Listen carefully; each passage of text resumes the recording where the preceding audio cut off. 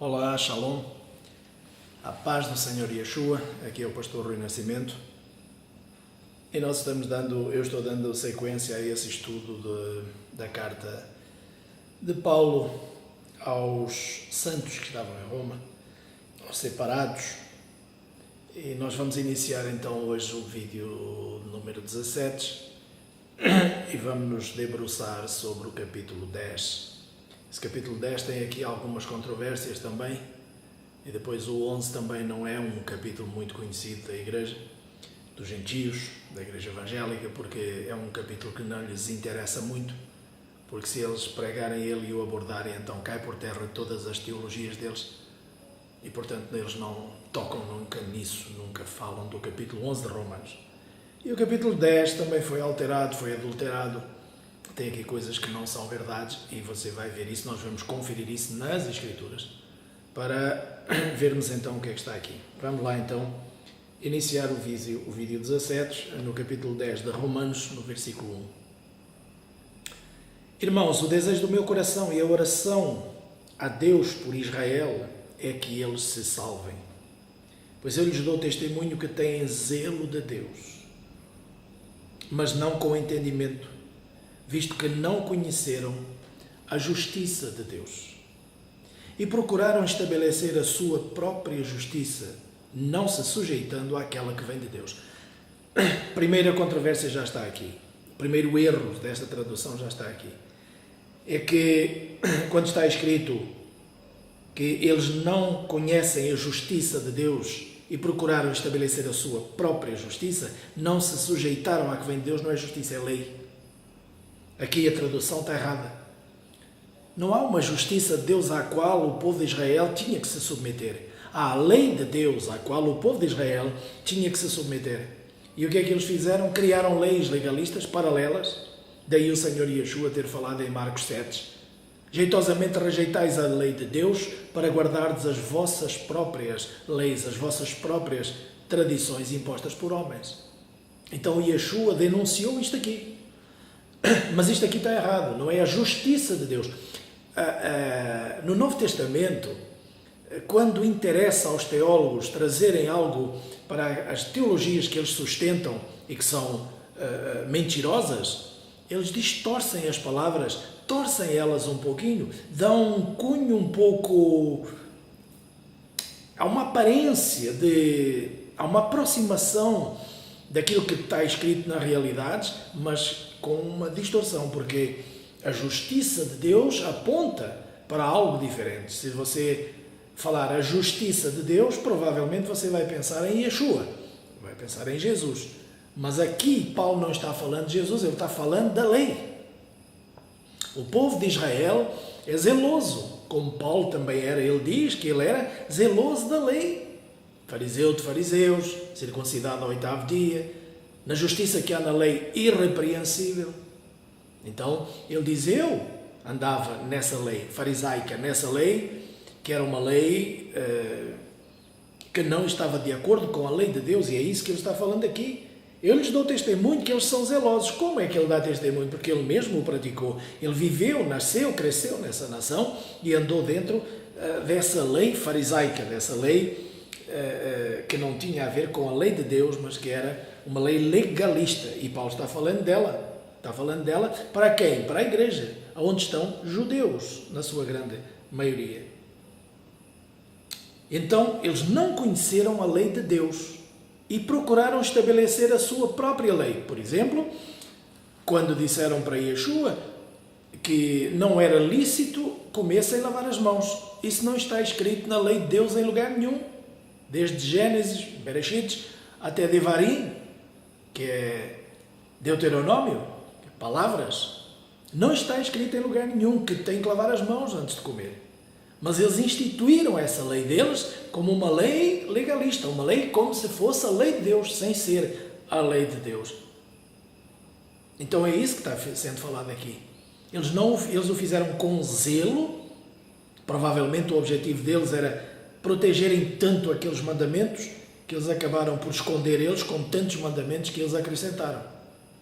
Então isso é zelo, mas é um zelo excessivo que acabou por levar ao afastamento daquilo que era importante para se concentrarem naquilo que não valia nada. É esse o depoimento de Yeshua sobre mas não pode transportar, é sábado, não podes transportar o teu colchão. Onde é que está escrito? Me mostra desde Gênesis a Deuteronômio onde é que está escrito que não pode carregar um colchão no sábado. Me mostra. Não existe essa história. Onde é que está escrito que não pode fazer lodo, cuspir saliva no pó, fazer um lodezinho e colocar nos olhos de alguém? Porque é sábado, não pode fazer isso. Isso é muito ridículo, isso é muito idiota, na verdade. É tão idiota, como hoje, por exemplo, você ter que colocar uma oferta no altar para comprar a Deus. É a mesma idiotice, está em prática. Comprar um lenço de Israel por R$100, que foi ungido lá pelos pastores do diabo, também é satânico e é idiota. Mas aqui ainda é pior, porque aqui estão cuspindo o sangue de Jesus. Lá eles faziam sem conhecimento. Agora eles fazem com conhecimento, são piores ainda. São mais satânicos, estabelecem as leis deles e tiram fora as de Deus. Não guardam sábados, não guardam mandamentos, não lhes interessa. Interessa vender lenços, interessa encher envelopes, interessa correntes, interessa... O que é que eles têm mais? Deixa eu ver se eu me lembro aqui. Campanhas, interessa profetas falsos, interessa orações em línguas estranhas em cima dos altares. Isso interessa. Isso é tudo satanismo. Tudo satanismo. Nada disso é a Igreja de Deus. E aqui eles estavam iguais. Agora estas igrejas de hoje acham que são melhores que eles, não são não. Estão num nível pior ainda. Estão pior ainda. Então, eles não conheceram a justiça de Deus, não conheceram a lei de Deus e procuraram estabelecer a sua própria lei, não se sujeitando à lei que vem de Deus. Pronto, foi o que eles fizeram. E depois, o versículo 4 tem assim: o fim da lei é Cristo, para a justiça de todo aquele que crê. Ora, isto está errado. Isto está errado. E isto aqui foi propositalmente colocado aqui, essa palavra fim. Porque não é fim, é objetivo. O objetivo da lei. O objetivo, a finalidade da lei. Porquê que existe a lei? Para nos levar ao Messias. E os cachorros agora acordaram. A lei existe para nos levar ao Messias e Yeshua. Toda a lei aponta para o Messias. Eu vejo o Messias desde Gênesis 1 até Deuteronômio 34. Eu vejo 34? Não, acho que é 34. Até Deuteronômio 34, eu vejo o Messias. E depois, se continuar em Josué, se continuar em Crônicas, em Reis, em Samuel, em Ruth, em Esther, em Neemias, em Esdras, eu consigo ver o Messias em tudo isso. Por quê? Porque o Espírito Santo de Deus me revela o Messias na palavra escrita, na palavra de Deus. Porque o objetivo toda essa lei é o Messias, tudo aponta para ele. Então eu consigo enxergá-lo em todas as profecias lá atrás.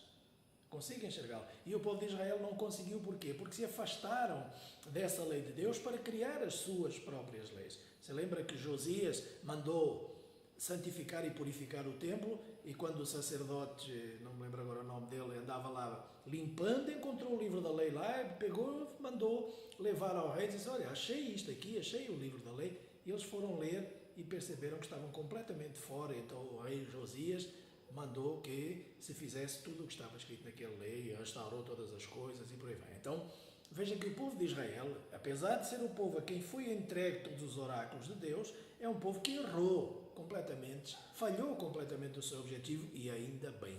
Imagina que eles tinham acertado e Yeshua não teria vindo e nós estaríamos fora. Graças a Deus por esse povo ser de coração tão duro. Porque só um povo de coração duro podia entregar o Senhor Yeshua para ser sacrificado depois de tantos sinais, prodígios e maravilhas que ele fez naquela terra. Só um povo de coração duro. Então, não é o fim. E se você for lá em 1 Pedro, no capítulo 1, versículo 9, você vê que está escrita exatamente a mesma palavra lá. Aqui, 1 Pedro 1,9 diz assim: recebendo o fim objetivo da vossa lei, que é a salvação, da vossa lei não, da vossa fé. Tá? O capítulo 1 de 1 Pedro, versículo 9, está escrito. Vamos ler o 8 para entendermos melhor. Embora não o tendes visto, o amais. Embora não o vedes agora, credes nele e exultais com gozo inefável e cheio de glória, recebendo o fim objetivo da vossa fé. Fim da fé? que é a salvação das vossas almas. O fim, o objetivo, o gozo, o objetivo da vossa fé, recebendo a finalidade objetiva da vossa fé. E aqui colocam também o fim, está errado. Isso é um português arcaico. Então eles traduziram o português arcaico e colocaram o arcaico e não tem nada a ver com a realidade, porque não é o fim da fé. Então se é o fim da fé, preciso da fé para quê? E a Bíblia diz que o meu justo viverá da fé. Então se é o fim da fé, não tenho mais fé. Você está entendendo? Essa tradução está errada. Não é o fim, é o objetivo. O objetivo. E aqui então é mais claro ainda. O objetivo da lei é o Messias, não é o fim da lei. Isto aqui é para induzir ao erro, dizendo que a lei acabou, não existe mais lei, porque agora temos Cristo. Estou cansado de ver gente boa, bem intencionada, mas que não entendeu a Bíblia, só leem o Novo Testamento, não entenderam nada da Velha Aliança, só leem a Nova, e então chegam às suas conclusões precipitadas. Tenho uma amiga minha, uma pessoa com quem eu já tive um monte de debates, ela participa muito nos vídeos, ela faz os seus comentários, sempre tentando distorcer para aquilo que ela aprendeu, mas não tem forma nenhuma de distorcer estas palavras quando elas são estudadas profundamente, e queremos vê-las com os olhos da fé e não com os olhos daqueles teólogos que nos ensinaram coisas erradas. Não, o fim da lei não é Cristo, o objetivo, a finalidade da lei é Cristo, o Messias. Para quê? Para a justiça de todo aquele que crê. Para a justiça? Não, porque agora eu sou crente, agora eu creio, eu fui justificado, não é para a justiça, para a justificação de todo aquele que crê. Vê que também não é para a justiça. Isso aqui para a justiça também está errado, porque se você diz para a minha justiça, não significa nada. É para a minha justificação. Eu creio para ser justificado. Justificado do quê? Dos meus pecados. Ser livre, ser limpo dos meus pecados, que esse foi o objetivo da vinda de Yeshua. Porquê ele teve que fazer isso? Por causa da lei? Porque a lei falava que ele tinha que vir. E porquê que ele tinha que vir? Porque Deus já sabia que o seu povo Israel ia falhar em todas as etapas dessa restauração, dessa mensagem, desse evangelho levado ao mundo. E aí vem mais um erro. São um monte de erros seguidos aqui neste capítulo 10. E aí o versículo 5 diz assim: Moshe, ou Moisés, descreve a justiça que vem pela lei, dizendo: o homem que fizer estas coisas viverá por elas. Pronto. Isso está no capítulo 18 de Levítico, no versículo 5. Então, eles dizem aqui, o autor, que não é Paulo que está falando, isto foi distorcido, mas tudo bem.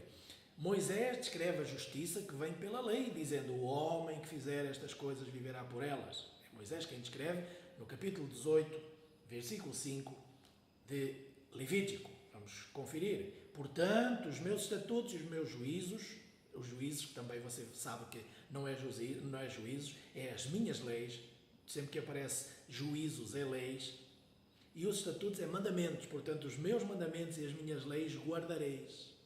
Pois o homem que os cumprir, por eles viverá, porque eu sou o Senhor. Então o que é que eles estão induzindo, tentando induzir a gente aqui? Dizendo que Moisés falou isso, mas, o versículo 6, olha só a maldade, a malícia da coisa. Mas a justiça que vem da fé, diz assim, justiça que vem da fé. Justiça já vimos que é lei, a justificação que vem pela fé, diz assim: não perguntes em teu coração quem subirá ao céu. E depois vem entre parênteses, isto é, trazer do alto o Messias. Isto não está escrito na carta de Paulo, isto foi acrescentado. Ou, quem descerá ao abismo, isto é, levantar o Messias dentre os mortos, também está entre parênteses, também foi acrescentado. Mas o que é que diz? Diz o seguinte: a palavra está junto de ti, está na tua boca e no teu coração, isto é, a palavra da fé que pregamos. Ora, veja bem, isto aqui induz a erro, induz os indoutos, os incautos, aqueles que não, os crentes preguiçosos, que é a grande maioria, não querem ler as Escrituras, não querem se aprofundar. Aliás, eu quero dizer para vocês que o que me levou muito a desenvolver e a levar por diante a colocação na internet do estudo da Nova Aliança, porque eu vou fazer de todas as cartas, não vai ser só Romanos, não. Vou fazer todas as cartas, vai ser Coríntios, o próximo eu vou colocar Gálatas, depois Efésios, vou analisar uma por uma. É um estudo que eu vou fazer para que os crentes preguiçosos não precisam de se debruçar mais sobre aquilo que está escrito, vão comer toda a comidinha já tudo mastigado. Tem muito crente preguiçoso. Mas graças a Deus que tem aqueles que se interessam, que vão se aprofundar, que vão ver nas Escrituras e confirmar se aquilo que eu estou falando é verdade ou mentira. É isso que eu desafio e convido você a fazer. Confirma nas Escrituras o que está escrito. Ora, isto que está escrito aqui no capítulo 10, versículo 7, 6, está errado. Não é isso. Porquê? Porque isto induz a que isto não está na lei. A justiça que vem da fé diz assim: não perguntes em teu coração quem subirá ao céu ou quem descerá ao abismo. Mas o que é que ela diz? A palavra está junto a ti, está na tua boca e no teu coração. Isto é a palavra da fé que pregamos. Parece que foi Paulo que ensinou isto. Isto é novidade. Não é não. Se você for lá em Deuteronômio, no capítulo 30, no versículo 14, nós vamos perceber, nós vamos ver claramente que isto aqui foi escamoteado. Porquê? Porque eles dizem que foi Moisés que deu a justiça que vem da lei, em Levítico 18. E aqui dizem que a justiça que vem da fé, ou seja, a lei não tem nada a ver com isso. Mentira satânica. Quer ver porquê? Vamos lá em Deuteronômio 30, versículo 14, e está escrito assim: pois esta palavra está muito perto de ti, na tua boca e no teu coração, para a cumprires. Então, mas foi a pregação de Paulo ou é o que já estava escrito aqui? E quer ver o versículo 12? O versículo 11 do capítulo 30 de Deuteronômio. Ora, este mandamento que hoje te ordeno não é difícil demais, nem está longe de ti. Veja, não está nos céus para dizeres quem subirá por nós aos céus que nos possa trazer e nos faça ouvir para que o cumpramos. Nem está do outro lado do mar para dizeres quem atravessará o mar por nós para que nos traga e nos faça ouvir para que o cumpramos. É a mesma coisa que está escrita em Romanos 10, versículo 6, mas eles distorceram a história. Mas a justiça que vem da fé diz, não, Moisés escreve. Ele descreve a justiça que vem pela lei também. Porquê é que eles colocaram que Moisés descreve quando se refere a Levítico e colocam que é a fé quando se refere a Deuteronômio? Porque foi Moisés que escreveu também, ué. Viu aqui a artimanha, a astúcia, e depois eles mudam um pouquinho a conversa, que é para ver se não há um paralelo com o que está lá atrás. A justiça que vem da fé diz assim: não perguntes em teu coração quem subirá ao céu para nos trazer aquilo que está lá. Veja o que é que está aqui. Não está nos céus para dizer quem subirá por nós aos céus, que nos traga e nos faça ouvir para que o possamos cumprir. É ou não é a mesma coisa? Está em Deuteronômio 30, versículo 12. E depois de seguida o 13 diz, nem está do outro lado do mar. Aqui o que é que eles colocaram, para distorcer um pouco? Ou quem descerá, o versículo 7, ou quem descerá ao abismo. Não é o abismo que está lá escrito, é do outro lado do mar. Mas aqui eles trocaram a coisa. Porquê? Porque mar e abismo é praticamente a mesma coisa. Quando vamos para o hebraico, quando se fala de mar, você fala do abismo, o abismo é profundezas, é as profundidades do mar. Então a tradução está um pouquinho aqui distorcida para ver se não bate com o que está lá atrás, para você entender de uma forma diferente e achar que não foi Moisés que falou. Mas foi Moisés que falou. E depois ele diz e acrescenta, mas o que diz? O versículo 8. Mas o que diz? Diz, a palavra está junto a ti, está na tua boca e no teu coração. Vamos lá, no capítulo 30 de Deuteronômio, no versículo 14, está lá. Pois esta palavra está muito próximo de ti, na tua boca e no teu coração, para a cumprires. Veja, é exatamente a mesma coisa que está no capítulo 10, versículo 8. E porquê eles mudaram isso? Porque isto foi alterado para eles levarem por diante a teologia deles e agora te induzirem ao erro e dizerem aqui, mas o que diz a palavra está junto a ti, está na tua boca e no teu coração, isto é, a palavra da fé que pregamos. Paulo pregava o quê? Paulo pregava a Torá, ele não pregava outra coisa. E no versículo 10 está algo então que leva você a se convencer que se com a tua boca confessares a Yeshua, o teu Senhor, e em teu coração creres que Deus o ressuscitou dentre os mortos, serás salvo. Mentira, serás liberto. Porque a salvação se desenvolve. E o Senhor Yeshua contraria isto aqui e ele diz, aquele que perseverar até o fim será salvo. Ora, quem é que está mais certo, Yeshua ou Paulo? Se basta confessar Yeshua e estou salvo, então isso aí é aquela teologia satânica que tem sido pregada nas igrejas e que a maioria de vocês concorda com ela para continuar no pecado. E se você continua no pecado, você está salvo é de ir para o céu. Você vai direitinho para o inferno, sorrindo, falando de Jesus, achando que você está salvo e não está.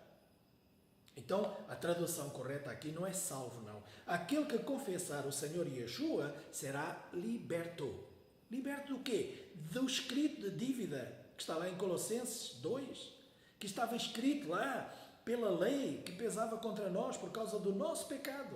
Mas a partir do momento em que eu confesso o Senhor Yeshua, esse escrito de dívida que pesava na lei sobre mim é arrancado e agora eu tenho a oportunidade de entrar e mergulhar na lei sem mais distorcê-la e sem mais lhe desobedecer, para que eu não seja encontrado como foi encontrado o povo judeu, onde está escrito aqui: não se sujeitaram à lei de Deus. O versículo 3. Visto que não conheceram a lei de Deus, procuraram estabelecer a sua própria lei. Não se sujeitaram àquela que vem de Deus. Irmãos, em nome do Senhor Yeshua, isto é exatamente o que fazem as igrejas evangélicas e católicas todas hoje. Não se sujeitam à lei que vem de Deus. Eles criaram as suas próprias leis para a sua própria perdição, achando que, abrindo a boca, confessando Jesus, estão salvos. Não estão. Aí vem aquela história: mas e aquele coitado pendurado à direita de Jesus, confessou na hora e Jesus falou: hoje estarás comigo no paraíso. Esse não tinha mais condição nenhuma. Se isso é verdade, porque nós vamos até chegar lá, porque os outros evangelhos ninguém fala disso e retratam até o contrário e dizem que os dois blasfemavam de Jesus e os dois falavam mal de Jesus. Então, nós temos dois evangelhos, Mateus e Marcos, que dizem que os dois xingavam descaradamente Jesus, mas só Lucas diz que um falou: e tal, coitado, sabe? Então, Lucas não estava lá presenciando a cena, ele foi saber como é que foi, mas Marcos e Mateus estavam, então eu creio mais nesses dois do que no outro. Será que foi verdade essa história?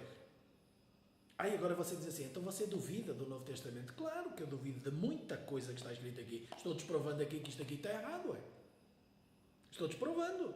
Esse estudo serve exatamente para isso.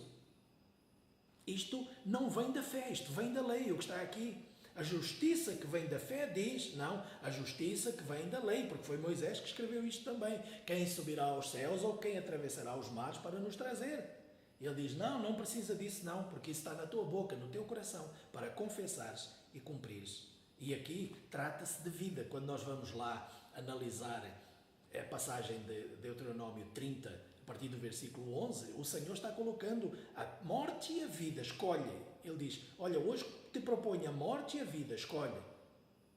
Se quiseres guardar os meus mandamentos, andar dentro das minhas leis, então vais viver, e por elas viverás. Mas se não quiseres, vais morrer, por elas morrerás. E Yeshua falou a mesma coisa para o doutor da lei, em Lucas 10.